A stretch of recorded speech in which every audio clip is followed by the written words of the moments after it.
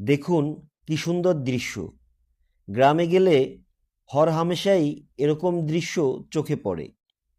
কি সুন্দর একঝাঁক পাতিহাঁস মনের আনন্দে একদল রোদ পোহাচ্ছে।